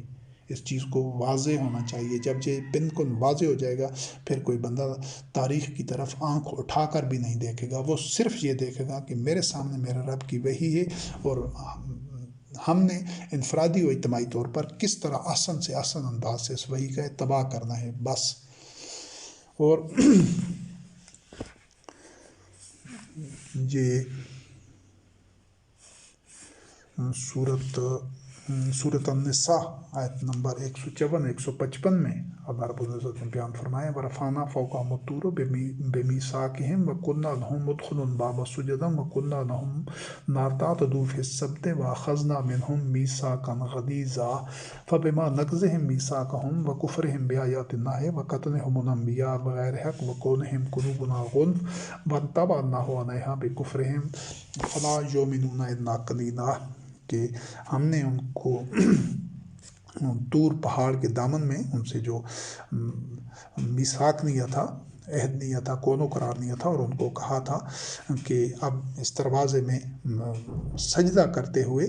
داخل ہو جاؤ، اور تم سبت کے معاملے میں، ہفتہ کے دن کے معاملے میں حد سے نہیں گزرنا، نافرمانی نہیں کرنی، اور ہم نے ان سے پکا قول و قرار اور عہد لیا تھا، لیکن جو انہوں نے عہد کو پھر بعد میں توڑ دیا، فبما نقضہم میثاقہم، اور کفر کی روش پر چلے گئے، وکفرہم بآیات اللہ، اللہ کی آیات سے کفر کرتے تھے، کیونکہ انبیاء علیہ السلام آتے رہے بنی اسرائیل میں، یہ ان کی پوری تاریخ کا ایک خلاصہ بیان کیا جا رہا ہے، اور پھر انبیاء علیہ السلام کو وہ ناحق قتل کرتے تھے، اور پھر وہ یہ بھی کہتے تھے جب بھی کوئی نیا نبی، کوئی نیا رسول علیہ السلام آتا تھا، تو وہ جو باطن راستے پر چل رہے ہوتے تھے وہ یہ کہتے تھے ہمارے دن تو خداف میں ہیں، پردے میں ہیں، ہم پر کوئی اس چیز کا اثر نہیں ہوتا، اور اللہ رب کریم نے ان کے قلوب پر مہر لگا دی ان کے کفر کی بنیاد پر، اور ان میں سے کم ہی ایسے تھے جو ایمان لانے والے تھے، اور وہی لوگ تھے جو بہت کم تعداد میں کہ جو محمد رسول اللہ علیہ السلام پر بھی جس طرح ایمان لائے کہ جب انہوں نے اللہ کی آیات کو سنا۔ تو یہ ساری جو عہد اور میثاق ہے ساری انسانی تاریخ میں یہ اسی چیز کا ذکر ہے، اور آج بھی یا قیامت تک بھی جو لوگ مومن ہوں گے اللہ کی وحی کا اتباع کرنے کے لیے وہ اکٹھے ہوں گے ایک اجتماعی نظام کے لیے، الحمدللہ رب العالمین ہم اسی کی طرف آپ کو دعوت دے رہے ہیں، پیغام دے رہے ہیں کہ آپ خود ان اللہ کی آیات کو پڑھیں اور مطمئن ہوتے ہیں، سارے کوشش سمجھتے ہیں، پھر ہمارے ساتھ شریک سفر بنے۔ تو وہی جب شریک سفر بنیں گے تو وہ بھی اللہ کے ساتھ یہی عہد کریں گے، بیعت کریں گے، اپنا جان مال وہ بیچ دیں گے اللہ کو اولي الامر کے ہاتھ پر، اور پھر زندگی کے آخری سانس تک اس بیعت پر، اس عہد پر، اس میثاق پر ان کو ثابت قدم رہنا ہوگا، چاہے جو بھی مسائل ہوں، جو بھی مصائب ہوں، جو اذیتیں ہوں، جو مشکلات ہوں، جو ابتلا ہو، اس میں ثابت قدم رہنا ہوگا چٹان کی طرح۔ اور آخر میں صورت آل عمران کی آیت نمبر 187 188 میں اللہ رب العزت نے فرمایا وَإِذَا أَخَذَ اللَّهُ مِيثَاقَ الَّذِينَ أُوتُوا الْكِتَابَ لَتُبَيِّنُنَّهُ لِلنَّاسِ وَلَا تَكْتُمُونَهُ فَنَبَذُوهُ وَرَاءَ ظُهُورِهِمْ وَاشْتَرَوْا بِهِ ثَمَنًا قَلِيلًا فَبِئْسَ مَا يَشْتَرُونَ لَا تَحْسَبَنَّ الَّذِينَ يَفْرَحُونَ بِمَا آتَوْا وَيُحِبُّونَ أَن يَحْمَدُوا بِمَا لَمْ يَفْعَلُوا فَلَا تَحْسَبَنَّهُم بِمَفَازَةٍ مِّنَ الْعَذَابِ وَلَهُمْ عَذَابٌ أَلِيمٌ۔ یہ بات تو ہو رہی ہے بنی اسرائیل کی، لیکن لفظ بلفظ صادق آتی ہے۔ ان 1400 سال میں جو مسلمان اپنے آپ کو کہنے والے جو مذہبی پیشوا، جو صوفیاء، جو پیر، جو فقیر، جو مجتہد، تمام کے تمام، چاہے ان کو کوئی بھی نام، کوئی عنوان دیا جائے، ان سب پر صادق آتی ہے الا ماشاء اللہ۔ اللہ وحدہ لا شریک کے ایسے مومن گزرے ہوں گے جو اس کیٹیگری میں، اس عمرے میں نہیں ہوں گے، لیکن جو بھاری اکثریت ہے، جو ان کی آئیڈینٹی ہے، جو عمومی جو رجحان ہے، جس طرح آج دنیا میں 1.5 پونے 2 ارب ہیں، لیکن جو ان کی مجموعی روش ہے، جو بھاری اکثریت ہے، غالب اکثریت ہے، اس کی آج بھی وہی یہی چال چلن ہے، یہی اس کا طرز عمل ہے۔ اور اللہ رب کریم نے فرمایا، اس کا مفہوم یہ ہے وَإِذَا أَخَذَ اللَّهُ مِيثَاقَ الَّذِينَ أُوتُوا الْكِتَابَ کہ جب ہم نے ان کو، جن کو کتاب دی گئی تھی، ان سے میثاق لیا، ان سے قول و قرار لیا، عہد لیا، کس چیز کا؟ لَتُبَيِّنُنَّهُ لِلنَّاسِ کہ لوگوں کے سامنے اسی کتاب کو ہی بیان کرنا۔ اب یہ جس طرح پہلے اس چیز کا تذکرہ ہو چکا ہے کہ اللہ وحدہ لا شریک کی جو کلمات ہیں وہ کبھی نہیں بدلتے، ہمیشہ ساری انسانی تاریخ میں جو اس کی سنت ہے کبھی اس میں تبدیلی، تغیر و تبدل نہیں ہوتا، اس کی مشیت میں تغیر و تبدل نہیں ہوتا۔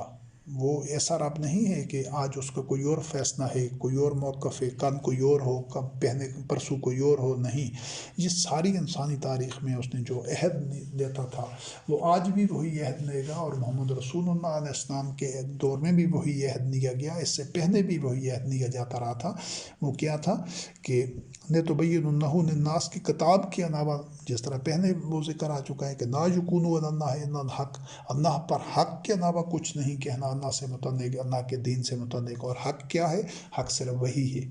وہی کے علاوہ کچھ حق نہیں ہے۔ باقی جو دین کے نام پر اللہ کی وحی کے علاوہ جو کچھ موجود ہوتا ہے وہ باطن ہوتا ہے۔ تو ان سے بھی کیا عہد قول و قرار لیا گیا تھا کہ کتاب کو ہی بیان کرنا لوگوں کے سامنے، اور اس کو چھپانا نہیں۔ تو یہی عہد جو محمد رسول اللہ علیہ السلام کے دور میں جو مومنین تھے ان سے بھی لیا گیا، اور اس کا تذکرہ پہلے گزر چکا ہے، اللہ سے عہد کا، اطاعت کا، بیعت کا۔ تو وہ منافقین نے اسی عہد کو توڑا تھا، مومنین اس عہد کو پورا کرنے والے تھے۔ تو یہ عہد آج بھی وہی موجود ہے کہ دین کے معاملے میں آج بھی جو بھی مومن ہوگا اس کو یہی پہنا عہد اس سے یہی کرنا ہوگا کہ قرآن کے علاوہ کسی ایک لفظ کو بھی دین نہیں کہے گا۔ جس کا علم نہیں ہوگا اس کے لیے وہ علم حاصل کرے گا، جانے گا، پرکھے گا، سمجھے گا، معلوم کرے گا کہ قرآن کریم میں کیا کیا احکام ہیں۔ پھر جس کام کے متعلق بھی وہ کہے گا کہ یہ دین ہے، تو وہ صرف اور صرف اس بنیاد پر کہے گا کہ یہ اللہ کی آیت ہے، بس یہ نہیں کہے گا کہ یہ سنت ہے اس وجہ سے دین ہے، یہ حدیث ہے اس وجہ سے دین ہے، یہ روایت ہے اس وجہ سے دین ہے، یہ فلاں امام نے کہا ہے اس وجہ سے دین ہے، فلاں صوفی نے، پیر نے، بزرگ نے، فلاں فقیر نے یہ لکھا ہے یہ اس لیے دین کا حکم ہے۔ نہیں، دین قرآن کریم سے باہر ایک لفظ بھی نہیں۔ یہ عہد آج بھی کرنا ہوگا، تب کوئی بندہ مومن ہوگا، اور اس کو چھپانا نہیں۔ کتاب کو۔ اور یقینی بات ہے جب یہ جو پہلے جس کا طرح جو بیان کیا جا چکا ہے، جب تنبیہ سے حق و باطن ہوتی ہے، جب ایک کی بجائے دوسری آدمیوں کی بات، تیسری چوتھی نحون حدیثیں آتی جائیں گی، ادھر ادھر کی باتیں، نغو باتیں، ہر بندہ آئے گا وہ باندھ باندھ کی بولیاں بولتے رہیں، سب اس کو پڑھا جا رہا ہے، سنا جا رہا ہے، بیان کیا جا رہا ہے، لکھا جا رہا ہے، تو پھر جو وحی ہوتی ہے وہ خود بخود چھپ جاتی ہے۔ وحی کا جو حکم، جو اللہ کی آیات ہوتی ہیں، جب 50 اور باتیں بیان کی جائیں گی، یہ اس کا شان نزول ہے، فلاں شخص ایسا تھا، فلاں نے یہ کہا، فلاں نے یہ لکھا، فلاں مفسر نے یہ کہا، یہ تو پھر انہی کی بات آ جاتی ہے۔ پھر اللہ وحدہ لا شریک کی وحی کہاں رہ جاتی ہے؟ وہ چھپ جاتی ہے خود بخود۔ وہ جو پہلے تذکرہ ہو چکا ہے کہ اللہ رب کریم نے حکم دیا ہے کہ اس کو قوت کے ساتھ تھامنا ہے، تو اس کو اس وقت ہی قوت کے ساتھ تھاما جا سکتا ہے۔ خذوا ما آتیناکم بقوۃ کے جو الفاظ ہیں، تب ہی جب اسی ایک کو تھامنا ہو۔ جب ایک کے ساتھ 50 اور باتیں آ جائیں گی تو وہ ایک کو قوت کے ساتھ نہیں تھاما جا سکتا۔ الہکم الہ واحد، جب ایک الہ ہوگا تو اس کی اطاعت کی جا سکتی ہے بھرپور طریقے سے، ہر انتہائی حد تک جا کر۔ جب بہت سارے آلہات ہوں گے تو کوئی بات کسی کی مان رہا ہوگا، کوئی کسی کی، کوئی کسی کی، تو ان مسلمان قوم کے بھی آلہات بے شمار ہیں۔ کوئی کسی کی بات مان رہا ہے، کوئی کسی کی، کوئی کسی کی، کوئی کسی کی، آپس میں ایک ایک شخص کے کئی آلہات ہیں۔ قوم کے تو اپنے ویسے بے شمار آلہات ہیں، بے شمار رب ہیں، بے شمار معبود ہیں، لیکن ہر بندے کے بھی کئی آلہات ہیں۔ تو اسی وجہ سے وہ قوت کے ساتھ اس کو نہیں اس کو تھام سکتا۔ جو قوت کے ساتھ صرف وہی لوگ تھام سکتے ہیں جن کا الہ ایک ہو، اور ان کے پاس جو دین ہے اس کا سرچشمہ ایک ہو، یعنی اللہ کی کتاب، اس کو تب قوت کے ساتھ تھام سکتے ہیں۔ اور جب تک قوت کے ساتھ نہیں تھاما جا سکتا، اس وقت تک نہیں تھاما جاتا، اس وقت تک وہی نتائج پیدا نہیں کرتی۔ پوری مکمل معراج تک، پوری انتہا تک جانا ہوتا ہے وحی کے اتباع کا، ہر قدم پر، ہر حد تک، ہر پہلو سے اس کا اتباع کرنا ہوتا ہے، تب نتائج پیدا ہوتے ہیں۔ لیکن انہوں نے کیا کیا کہ اس فنبذوہ وراء ظہورہم، اس عہد کو پس پشت ڈال دیا کہ جو ان سے لیا گیا تھا کہ صرف اللہ کی کتاب کو بیان کرنا ہے لوگوں میں، اس کو چھپانا نہیں۔ انہوں نے اس کے خلاف کام کیا، یعنی کہ اللہ کی آیات کو، اللہ کی وحی کو بیان کرنے کی بجائے کچھ تھوڑا بہت بیان کیا تو کیا، ورنہ اپنی لکھی ہوئی گھڑی ہوئی یا پہنے والے لوگوں کی لکھی ہوئی گھڑی ہوئی باتیں بیان کرتے رہے۔ اور مقصد ان کا کیا تھا؟ وَاشْتَرَوْا بِهِ ثَمَنًا قَلِيلًا، اس کو تھوڑے معاوضے کے عوض بیچتے رہے، مالی مفادات حاصل کرتے رہے، دنیاوی فائدے، مال متاع، اور لوگوں کا مال حرام طریقے سے، باطن طریقے سے کھاتے رہے، کیونکہ اس سے ان کو دین کو کاروبار بنا لیا تھا، مذہب فروش بن گئے تھے، خدا فروش بن گئے تھے۔ اور یہی کام سارا مذہبی پیشوا کر رہے ہیں صدیوں سے، 1400 سال سے، کہ انہوں نے دین کو ایک پروفیشن بنا لیا ہے، ایک ارننگ، ایک انڈسٹری بنا لی ہے۔ تو یہ کام انہوں نے بھی کیا تھا، انہوں نے جدید انداز سے کیا۔ فَبِئْسَ مَا یشترون، تو یہ جو کچھ کاروبار کرتے ہیں یہ بہت برا ہے۔ تو یہ نہ سمجھیں، لا تحسبن الذین یفرحون بما آتوا، کہ جو کچھ یہ حاصل کر رہے ہیں یا جو ان کے کرتوت ہیں، تو یہ اس گمان میں نہ رہیں، اس میں خوش ہیں وہ، کہ جو کچھ یہ کر رہے ہیں اس میں سے خوش نہ ہوں، وہ جو اس پر کہ ہم بڑے کامیاب ہیں اور بڑے ہم اپنے مقصد حاصل کر چکے ہیں، اور یہ اس میں جو وَيُحِبُّونَ أَن يَحْمَدُوا بِمَا لَمْ يَفْعَلُوا، یہ ان میں بھی، یہ تو قرآن کریم تو 1400 سال پہلے نازل ہوا، ان میں بھی وہ یہ تھے کہ وہ لوگوں میں بڑے بنے ہوئے تھے، جو کچھ وہ کرتے نہیں تھے، وہ لوگوں کو اللہ کے راستے پر لانے کی بات کرتے تھے، حالانکہ وہ اللہ کے راستے سے روکنے والے تھے، وہ دین میں کجی اور ٹیڑھا پن پیدا کرنے والے تھے، وہ لوگوں میں تفرقہ بندی کرتے تھے، لیکن کہتے کیا تھے اپنے آپ کو کہ ہم اللہ کے راستے پر لانے والے ہیں، ہم نوع انسانی کی وحدت کے لیے کام کر رہے ہیں، ہم نوع انسانی کو ہدایت پر لا رہے ہیں۔ یعنی وہ یہ چاہتے تھے کہ لوگ ان کے بارے میں وہ کہیں کہ جو وہ کرتے نہیں تھے، یعنی وہ کر تو فساد پھیلا رہے تھے، لیکن وہ چاہتے یہ تھے کہ لوگ ان کو اصلاح کار کے طور پر جانیں، ان کی تعظیم ہو، تکریم ہو، ان کو لوگ ایک مقام و مرتبہ دے، اور وہ اس میں بظاہر کامیاب بھی ہوتے ہیں، اپنے मकासद को हासिल करने में, शैतानी और मज़मूम मकासद को, तो फ़ला तहसबन्नहुम बेमफ़ाज़त मिनल अज़ाब, कि वो अपने आप को अज़ाब से छुटकारा पाने वाला न समझने कि हमें अज़ाब नहीं आएगा या हमें कोई पकड़ नहीं होगी। वलहुम अज़ाबुन अलीम, उनके लिए दर्दनाक अज़ाब है। आज भी बिल्कुल आप मुशाहिदा करने देखने, ये इन्होंने अपने लिए बड़े बड़े अलक़ाब और एज़ाज़ात और ख़ताबात, पीर साहब, शेख साहब और मुजतहिद और अल्लामा और फ़कीह और फ़लाँ मुकर्रर है, फ़लाँ मुफ्ती साहब है, बड़े बड़े इन्होंने उनके ना शेखुल अस्नाम और मुहद्दिस आज़म, पता नहीं कितने कितने अलक़ाब और कितने कितने उन्होंने अपने लिए खड़े होते हैं, ये मनासिब। और लेकिन नेटशल इनका रिजल्ट क्या होता है, नतीजा क्या होता है कि ये लोगों को पस्तियों में, लोगों को ज़िल्लत में, ज़वाल में, इन्हतात में लेकर जा चुके हैं। इनकी बड़ी बड़ी वो सर के ऊपर पगड़ियाँ रखी जाती हैं, बड़ी बड़ी डिग्री, ये फ़कीह असर हैं, ये फ़लाँ बुज़ुर्ग हैं, ये मुजतहिद हैं, ये इमाम हैं, ये और मुख्तलिफ़ किस्म के। तो लेकिन उन सब की जो कारस्तानियाँ हैं, जो सियाकारी हैं, उसका मकसद क्या होता है कि नो इंसानी जो इनके पैरोकार हैं, जो अक़वाम मग़रिब हैं, वो तो मज़हब को देश निकाला दे चुके हैं, वो तो मज़हब से बेज़ार हैं। उन्होंने तो अपने ऊपर उनका ईमान है, अपनी हवाए नफ्स और शहवात के पीछे वो चल रहे हैं, उनको जो प्लस माइनस जो भी नताइज मिल रहे हैं। लेकिन ये जो जाहिल हैं, मज़हब परस्त हैं, जो इन मजहबी पेशवाओं के पीछे चलते हैं, उनको तबाही के गड़े में और तंदन में दसा चुके हैं कि जहाँ से उनको कोई रास्ता नज़र नहीं आ रहा, कि ये जो लोगों को उन्होंने ज़ोंबीज़ बनाया हुआ है, सरकटे इंसान, जहालत में, जुनून में, दहशत गर्दी में और जुनूनियत और शिदत पसंदी में, ये इतने मुतशद्दिद और जाहिल लोग, ये इनके जो पैरोकार हैं, ये इन्होंने पैदा किए हैं और दुनिया के हैं ना आखरत के हैं। ये इनके करतूतों का नतीजा तो ये है, लेकिन ये ख़ुद बड़े अकाबरीन बने बैठे हैं। इनके जो ठाठ बाट देखें, इनके जो रहन सहन देखें, इनको जो अदब एहतराम जो मुआशरे में इनको जो जाहिल लोग देते हैं, इनको देखें तो बिल्कुल एक मुख्तलिफ दुनिया है। जबकि अवामुन्नास की हालत देखें तो वो बिल्कुल एक पस्ती में, वो जिस तरह कीड़े मकोड़ों से भी बदतर सतह पर हैं, जानवरों से भी बदतर सतह पर हैं। लेकिन ये चाहते क्या हैं मजहबी पेशवा, कि हम इससे भी और इनके लिए माज़अल्लाह वो तारीफ़ व सताइश हो। तो ये है सारा जो इस नशिस्त में और इससे पिछली नशिस्त में ये अल्लाह से अहद से मुतल्लिक़ जो आयात थी, तो वो आपके सामने उनका लुब लुबाब और मफ़हूम और ख़ुलासा बयान किया गया। तो ये अहद करेंगे जब अल्लाह के साथ, तो फिर अगले मरहले का आगाज़ होगा। और इस अहद की वजाहत की गई है कि वो बैत की सूरत में होता है, जान माल अल्लाह रब्बुल इज़्ज़त को बेचना होता है। उसके बाद उलिल अम्र को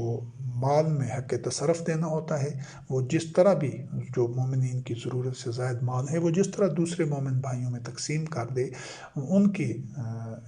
नशो नमा के लिए, उनकी बुनियादी इंसानी ज़रूरियात के लिए, तो वो बतैयब ख़ातर हर मोमिन ने कबूल करना होता है। हर मोमिन ने भरपूर तरीके से मेहनत करनी होती है, अपनी सलाहियतों के साथ, जो हलाल ज़राए से, दीन के मुताबिक जो ज़राए हैं, उनसे इक्तसाब रिज़्क़ करना होता है। और फिर आगे चलकर ये सिलसिला चलता रहता है, उनके तज़किया होता रहता है नफ्स का, उनको किताब व हिकमत की तालीम देना उलिल अम्र की ज़िम्मेदारी है। और जब इस तरह आगे बढ़ते जाते हैं और अल्लाह रब्बुल करीम उनकी क़ुव्वत में इजाफ़ा करता जाता है, तो फिर आगे मरहला जो आता है जिहाद का और क़िताल का, तो वहाँ जब फैसला होता है कि अब ताकत के ज़रिए बातिन का मुकाबला करना है और अपना दिफा करना है। इब्तदाई मराहिल में ये चीज़ अच्छी तरह जानना और समझना ज़रूरी है कि महज अज़ियतें बर्दाश्त करनी होंगी, मसाइब में से गुज़रना होगा, इब्तला का दौर होगा। तो जो मुखालफीन हैं उनके हर तरह का शर का जवाब नहायत सब्र इस्तकामत से, नहायत हौसले और बर्दाश्त से और तहम्मुल से देना होगा, हर तरह की कुर्बानी देनी होगी। तो आगे चलकर जब इतनी क़ुव्वत जमा हो जाएगी इंशाअल्लाह अज़ीज़, कि फ़ैसला होता है ज़मीनी हक़ाइक़ को देखते हुए कि अब ताकत के ज़रिए बातिन को रोकना है, अपना दिफा करना है, तो फिर वहाँ पर जान भी कुर्बान करनी होगी। तो वो भी आगे बढ़कर ज़ौक़ व शौक़ से जान भी कुर्बान करने के लिए मोमिनीन आमादा होंगे। ये है वो अहद جو بندہ کرے گا تو وہی مومن ہوگا، وہی اس سفر کا آغاز کر سکے گا۔ جو عہد نہیں کر سکتا،